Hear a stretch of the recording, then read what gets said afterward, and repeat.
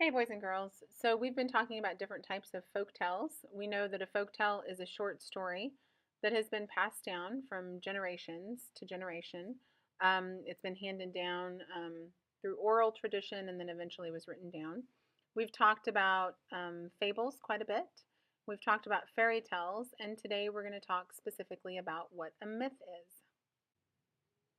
Hey, so a myth is a folk tale that explains something about the world, such as frightening or mysterious natural forces. When the Greeks wrote down a lot of these myths, they came up with these stories to explain why things in nature worked, like it might be what lightning was or what caused earthquakes, but it wasn't scientifically true. It was just a story that was created to explain it because they didn't really understand it. All right, so we're going to look at some things about myths.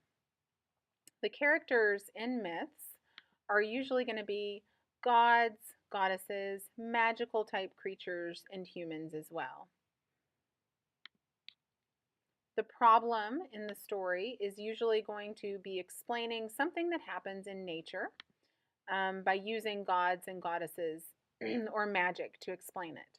So it's going to be giving some kind of non scientific reason for that happening.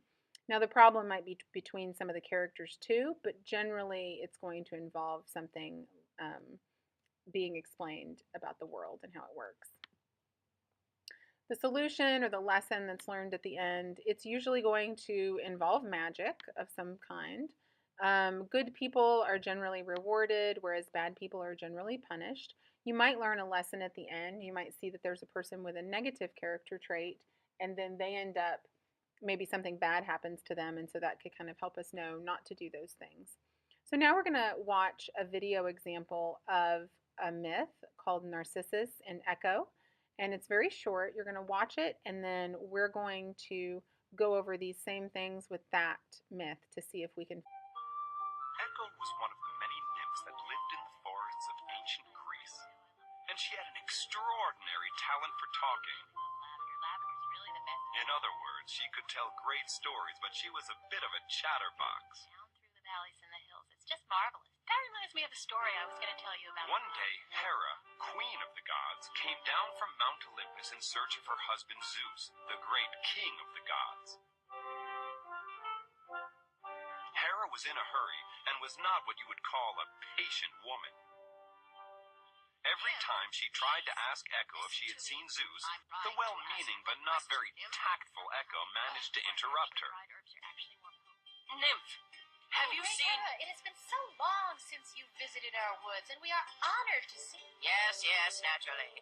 But what I want to know is... Have you ever noticed how sweet the air is when the west wind passes over the fields of lavender? Look, child, I want to know... Lavender is my very favorite herb. If I'm ever feeling nervous or tense... Unfortunately for Echo, Hera was not the kind of goddess who liked to stand around chatting with talkative nymphs. Right down, and I also... Words! You have far too many words for one little nymph. Nobody else can get a word in edgewise. Well, I'll fix that. From now on, you will only be able to repeat what has just been said to you. That will make you a better listener. Now leave me. Echo tried to plead with Hera for forgiveness, but all she could say was, Now leave me. Go. Scram. Poor Echo wandered through the forest alone. Her life seemed all but over until one day she spotted a handsome boy named Narcissus, who was hunting in the woods. Instantly, she fell deeply in love. She wanted desperately to tell him so, but of course she couldn't say a single word until someone else spoke first. She would just have to wait for the right moment. What Echo didn't know was that many a girl before her had tried to attract the attention of the splendid Narcissus, but it seemed that no one could catch his eye. That is, until the day that he happened to see his own reflection in a pool of water. Of all the pretty faces he'd seen, Narcissus had never found one more fascinating than his own. Perfection. Utter perfection. You're fabulous. This was Echo's chance. From her hiding place behind a rock, she repeated the words that she so longed to say. You're fabulous. Narcissus grew more and more enchanted with his own image. He never once looked away from his reflection, for he was now sure it had spoken back to him. I've never said this to anyone. I believe I love you. I love you. But as Narcissus reached into the water to try to touch the face that so fascinated him, it simply disappeared. Don't leave me! Dismayed at the sudden loss of his only love, Narcissus plunged into the deep pool.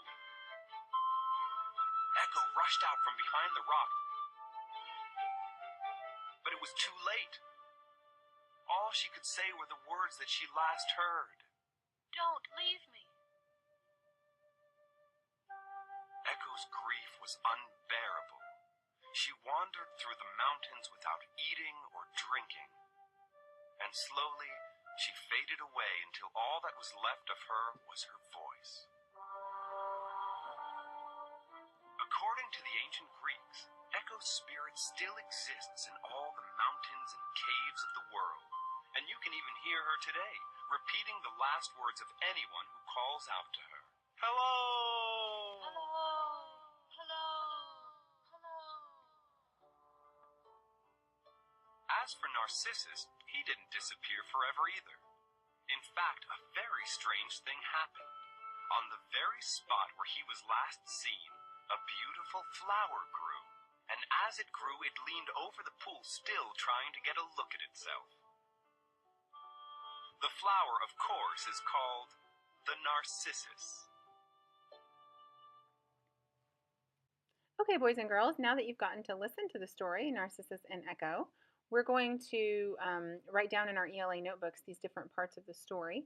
So I want you to get your ELA notebook out, and we're going to be writing down each of these parts as we go. Now, this may not seem like it has a typical problem and solution like you would see in most stories, but we're going to try and fill out these parts that we know that myths have. So for the first one, you're going to be putting down the characters in the story. Now, remember, we said that the types of characters you would see in a myth would be gods, goddesses, kind of magical creatures or strange creatures, and humans. So right now, you're going to pause the video and you're going to write down those main characters in the story and what type of character they are. Pause now. Okay, so let's see what you got. This is what I came up with. I said Hera was queen of the gods. That's a goddess. And Echo was a nymph. And we could have put Narcissus in there too. He seemed to be just a human character. So those are the characters that were in the story and the type of character that they were. All right, the next thing you're going to write in your story has to do with the problem. Now, remember, the problem is usually going to be explaining something in the natural world, the way the world works. So I want you to think about this story and think about what might the Greeks have trying to explain that happens in nature that they didn't know the scientific reasoning behind. So really, more so than the problem that the characters were having, we might be looking more at what they're trying to explain about the world. So pause the video now and see if you can write that down. Okay, let's see what you got. I came up with, well, it explains what causes an echo, and it also explains where the narcissus flower comes from. And since Echo in the story could only repeat the last thing she heard, that's kind of like what they came up with, that even when you were calling out or saying things and you heard that echo coming back, that it was this sad woman that had just disappeared except for her voice, and she was just repeating the last thing she had heard. And the narcissus flower, the reason that it grows next to water and then it dips over the water and sees its reflection is explained by Narcissus' character in the story. Okay, so the next part that we're going to look at is the solution or the lesson. So right now, I want you to see if you can write down maybe what it was that happened in this story that had to do with kind of really more so teaching these characters a lesson rather than really solving their problem. Because Echo's problem was she couldn't say anything anymore. But maybe let's kind of look to why that happened. And Narcissus' problem was that he was very prideful. Remember, we talked about the idea of good being rewarded and maybe bad characters being punished or something like that. So pause the video and see if you can write down maybe the lesson that each of those characters learned. Okay, so let's see what we came up with. Well, Echo disappeared except for her voice, and this also has to do with magic. And that was really due to the idea that she talked too much and she didn't listen to people. And so, unfortunately, the consequence for that was that she was no longer allowed to even say what she thought. She had to only repeat what other people said. So, the lesson that she learned, I imagine, would be to be a good listener. That's kind of what we can take away from it. And then we talked about bad, maybe getting bad characters getting some kind of a consequence. Well, Narcissus' pride, he loved himself so much, it caused him to be lost under the water, and he was never heard from again. So these negative aspects of it are kind of like the consequence of having maybe a bad quality. And so what we can learn from this is that maybe we should listen to others and not just always want to talk and think that we know everything. And that also from Narcissus, we could learn a lesson of pride, that maybe we aren't the best and the most wonderful and the most awesome at everything, and that we should look to others as well. That we shouldn't just always think of ourselves as being everything, the end all and be all, because that didn't really work out so well for him. All right, if you have different things written down, that's okay. Like I said, this doesn't have a typical problem and solution, but it's more of like explaining something in the world and then maybe a lesson that the characters learned in the story. And usually it's going to happen through magic. All right, so we're going to be picking up with this tomorrow. Great job.